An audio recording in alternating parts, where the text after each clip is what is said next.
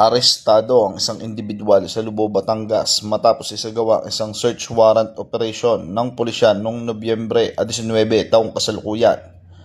Nakumpiska sa sospek ang illegal na baril at humigit kumulang 95,880 na halaga ng hinihinalang shabu.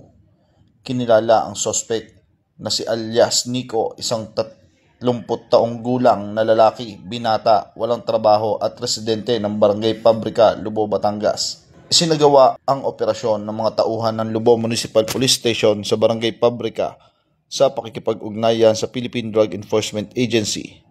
Ang search warrant ay ipinalabas ng Executive Judge Regional Trial Court, Port Judicial Region, Lucena City noong Nobyembre 18 taong kasalukuyan.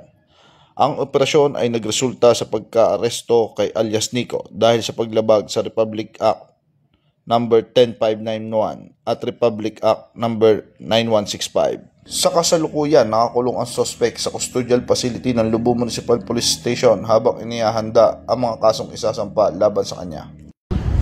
Mula dito sa Calabarzon, ako po ang inyong Police News Network correspondent, Patrolman Joshua Cruz, alagad ng batas, tagataguyod ng balitang pulis.